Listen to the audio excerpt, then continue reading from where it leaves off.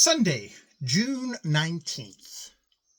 The boy raised his head and looked around, perfectly bewildered. It was mighty queer. Here he lay, sleeping in some place where he had not been before. No, he had never seen this glen nor this mountains round about, and never had he noticed such punny and shrunken birches as those under which he now lay. Where was the eagle? The boy could see no sign of him. Gorgo must have deserted him. Well, here was another adventure. The boy lay down again, closed his eyes, and tried to recall the circumstances under which he had dropped to sleep. He remembered that, as long as he was travelling over West Bottom, he had fancied that the eagle and he were at a standstill in the air, and that the land under them was moving southward. As the eagle turned northwest, the wind had come from that side, and again he had felt a current of air, so that the land below had stopped moving, and he noticed that the eagle was bearing him onward with terrific speed. "Now we are flying into Lapland," Gorgo had said, and the boy had bent forward so that he might see the country of which he had heard so much. But he had felt rather disappointed at not seeing anything but great tracts of forest land and wide marshes. Forest followed marsh, and marsh followed forest. The monotony of the whole finally made him so sleepy that he had nearly dropped to the ground. He said to the eagle that he could not stay on his back another minute, but must sleep a while. Gorgo had promptly swooped to the ground, where the boy had dropped down on a moss tuft. Then Gorgo had put a talon around him, and soared into the air with him again. "Go to sleep, Thumbletot," he cried. "The sunshine keeps me awake, and I want to continue the journey." Although the boy hung in this uncomfortable position, he actually dozed and dreamed.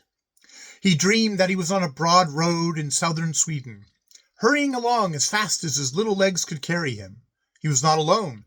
Many wayfarers were trampling in the same direction. Close beside him marched grain-filled rye blades, blossom cornflowers, and yellow daisies. Heavily laden apple trees went puffing along, followed by vine-covered beanstalks, and big clusters of white daisies, and masses of berry bushes. Tall beeches and oaks and lindens strolled leisurely in the middle of the road, their branches swaying, and they stepped aside for none. Between the boy's tiny feet darted the little flowers, wild strawberry blossoms, white anemones, clover, and forget-me-nots. At first he thought that only the vegetable family was on the march, but presently he saw that animals and people accompanied them. The insects were buzzing around advancing bushes, the fishes were swimming in moving ditches, the birds were singing in strolling trees, both tame and wild beasts were racing, and amongst all these this people moved along, some with spades and scythes, others with axes, and others again with fishing nets. The procession marched with gladness and gaiety, and he did not wonder that what he saw who was leading it. It was nothing less than the sun itself that had rolled on like a great shining head with hair of many-hued rays and a countenance beaming with merriment and kindness.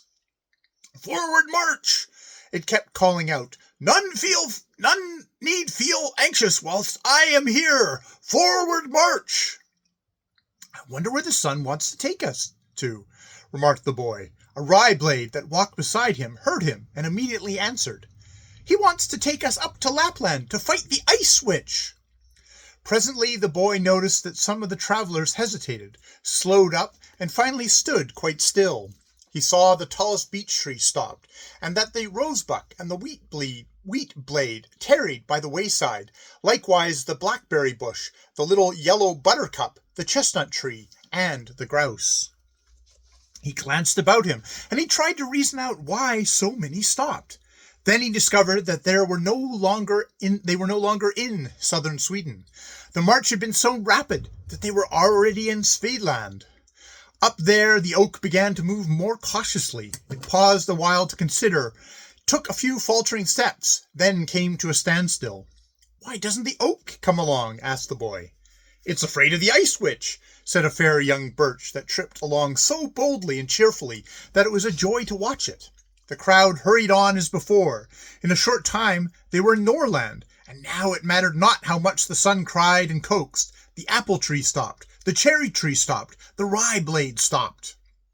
The boy turned to them and asked, "Why don't you come along? Why do you desert the sun?" "We dare not! We're afraid of the Ice Witch, who lives in Lapland," they answered. The boy comprehended that they were far north as the procession grew thinner and thinner. The rye blade, the barley, the wild strawberry, the blueberry bush, the pea stalk, the currant bush had come along as far as this. The elk and domesticated cow had been walking side by side, but now they stopped. The sun, no doubt, would have almost been deserted if new fallers had not happened along. Osier bushes and a lot of brushy vegetation joined the procession. Laps and reindeer, mountain owl and mountain fox, and willow grouse followed. Then the boy heard something coming towards them. He saw great rivers and creeks sweeping along with terrible force. "Why are they in such a hurry?" he asked. "They're running away from the Ice Witch, who lives up in the mountains." All of a sudden, the boy saw before him a high, dark, turreted wall. Instantly the sun turned its beaming face towards this wall and flooded it with light. Then it became apparent that this was no wall, but the most glorious mountains, which loomed up, one behind another. Their peaks were rose-colored in the sunlight, and their slopes azure and gold-tinted. "Onwards, onwards," urged the sun as it climbed the steep cliffs. "There's no danger so long as I am with you." But halfway up, the bold young birch deserted, also the sturdy pine and the persistent spruce, and there, too, the Laplander and the willow brush deserted. At last, when the sun reached the top, there was no one but little tot Niles Holgersen, who had followed it. The sun rolled into a cave where the walls were bedecked with ice, and Niles Holgersen wanted to follow, but farther than the opening of the cave he dared not venture, for in there he saw something dreadful. Far back in the cave sat an old witch with an ice body, hair of icicles, and a mantle of snow.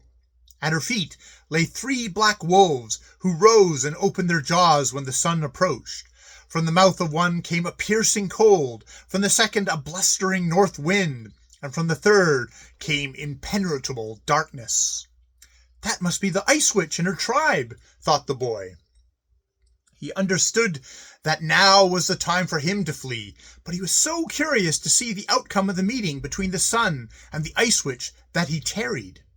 The Ice Witch did not move, only turned her hideous face towards the sun. This continued for a short time. It appeared to the boy that the witch was beginning to sigh and tremble. Her snow mantle fell, and the 3 ferocious wolves howled less savagely. Suddenly the sun cried, "Now my time is up!" and rolled out of the cave. Then the Ice Witch set loose her 3 wolves. Instantly the north wind, cold, and darkness rushed from the cave and began to chase the sun. "Drive him out! Drive him back!" shrieked the Ice Witch. "Chase him so far that he can never come back! Teach him that Lapland is mine!" But Niles Holgersen felt so unhappy when he saw that the sun was to be driven from Lapland that he awakened with a cry. When he had recovered his senses, he found himself at the bottom of a ravine. But where was Gorgo? How was he to find out where he himself was? He arose and looked all around him. Then he happened to glance upwards and saw a peculiar structure of pine twigs and branches that stood on a cliff ledge. That must be one of those eagles' nests that Gorgo... But this was as far as he got. He tore off his cap, waved it in the air, and cheered. Now he understood where Gorgo had brought him. This was the very glen where the wild geese lived in summer, and just above it was the eagle's cliff. He had arrived. He would meet Morton Gooseygander and Akka and all other comrades in a few moments. Hurrah!